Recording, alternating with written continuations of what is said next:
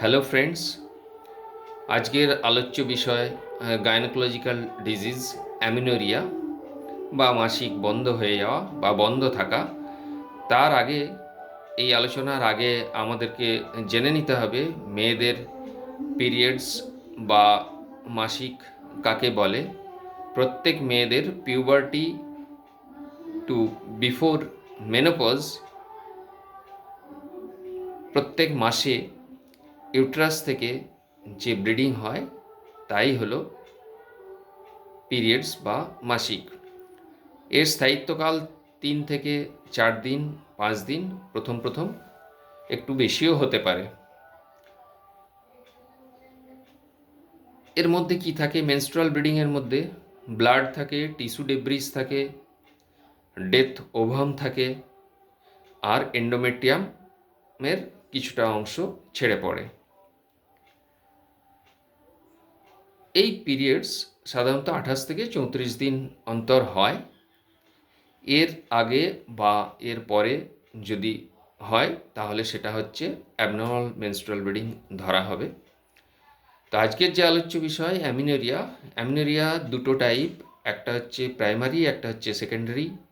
Primary amenorrhoea মানে কোনো একটি মেয়ের বয়স 15 বছর বা 16 বছর হয়ে গেছে, এখনও তার পিরিয়ডসের কোনো দেখা দেয়নি, সেটা হচ্ছে প্রাইমারির মধ্যে পড়ে। এই প্রাইমারির আবার দুটো ভাগ। যদি তার মেয়েটির পিউবার্টিয়াল কোনো সাইন থাকে না থাকে তাহলে সেটা একটা টাইপ। আর একটা হচ্ছে পিউবার্টির সমস্ত সাইন হচ্ছে অথচ পিরিয়ডস হচ্ছে না, সেটা একটা টাইপ।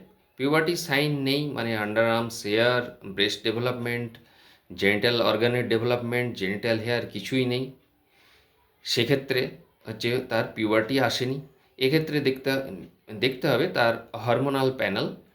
মেয়েটার ওজন যদি ক্রমশ বাড়তে থাকে, স্কিন যদি খসখসে হয়ে যায়, হ্যাঁ, আনওয়ান্টেড হেয়ার যদি গ্রোথ হয় তাহলে সেটা হাইপোথাইরয়েডিজমের দিকে হতে পারে, বা ওজন যদি কমে যায়, রোগা হয়ে যায়, ট্যাকিকার্ডিয়া থাকে তাহলে সেটা হাইপোথাইরয়েডিজমের মধ্যে পড়তে থাকে। এছাড়াও আরও বিভিন্ন রকম কজ আছে।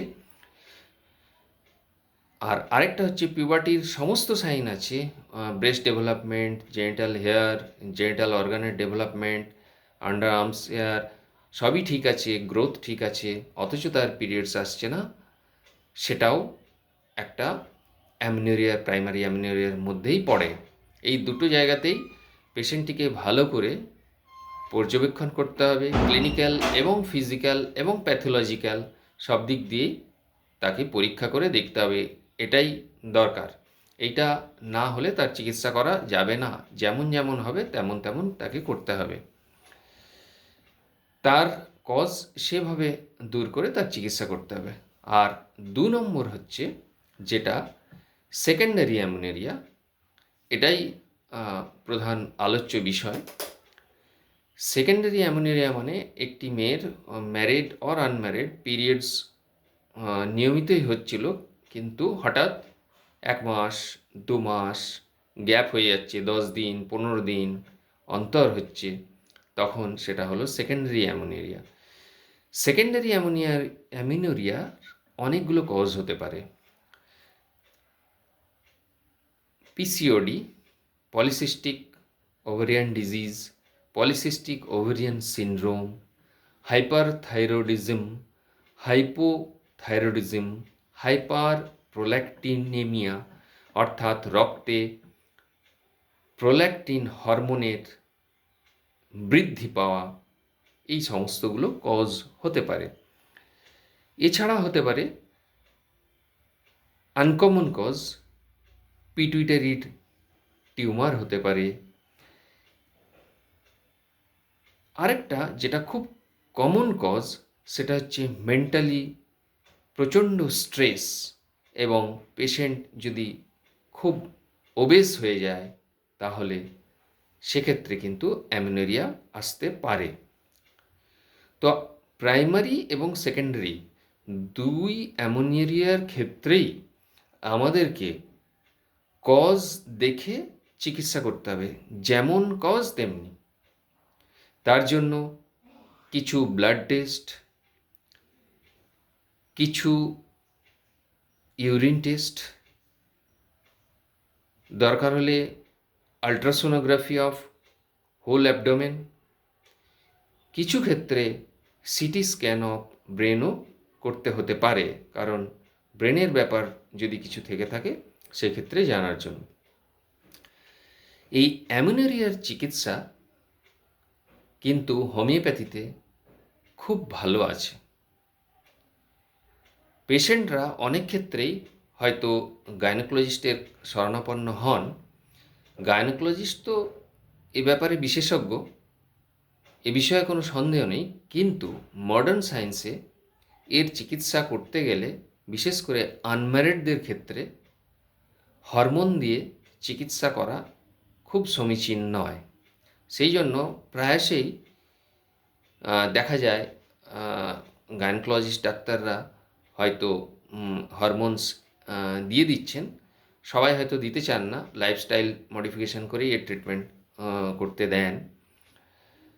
তো এই হরমোন দিয়ে চিকিৎসা কিন্তু কখনোই ভালো নয়, বিশেষ করে বিফোর ম্যারেড।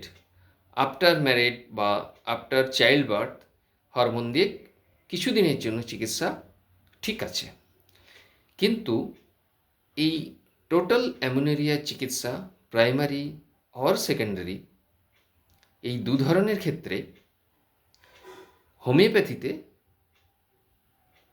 খুব ভালো ঔষধ আছে। তার আগে সঠিক কজ জেনে তার সঙ্গে পেশেন্টের সিমটম সিমিলারিটি দেখে মেডিসিন সিলেকশন করে ট্রিটমেন্ট করলে এই অ্যামিউনেরিয়া পুরোপুরি ভালো করা যায়।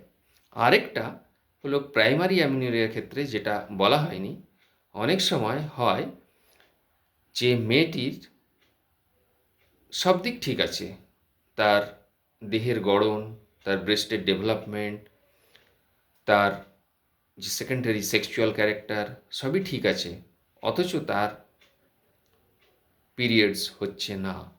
অ্যাকচুয়ালি তার পিরিয়ডস হচ্ছে, কিন্তু তার হাইমেন ইমপারফোরেট থাকার ফলে ইউট্রাস থেকে ব্লিডিং বাইরে বেরিয়ে আসছে না,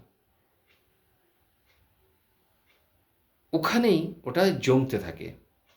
মাসের নির্দিষ্ট দিনে মেয়েটির পেটে প্রথম প্রথম হালকা ব্যথা হতে পারে, পরবর্তীকালে অনেক বেশি ব্যথা হয়, পরবর্তীকালে আরও যদি এটা আনট্রিটেড থাকে তাহলে জেনিটাল অর্গান ফুলে ওঠে, অ্যাবডোমেন ফুলে ওঠে, জ্বর আসে। এই যে অবস্থাটা, এই অবস্থার সৃষ্টি হয়। তো প্রাইমারি অ্যামিউনিয়ার ক্ষেত্রে এই কজটিও আমাদেরকে মাথায় রাখতে হবে। আজ এ পর্যন্তই। এটুকু বলা যেতে পারে প্রাইমারি এবং সেকেন্ডারি এই দু ধরনের অ্যামিউনিয়ার ক্ষেত্রেই হোমিওপ্যাথিক ট্রিটমেন্ট খুব সুন্দর আছে, চিকিৎসা করে পেশেন্টটিকে সম্পূর্ণ সারিয়ে তোলা সম্ভব। নমস্কার।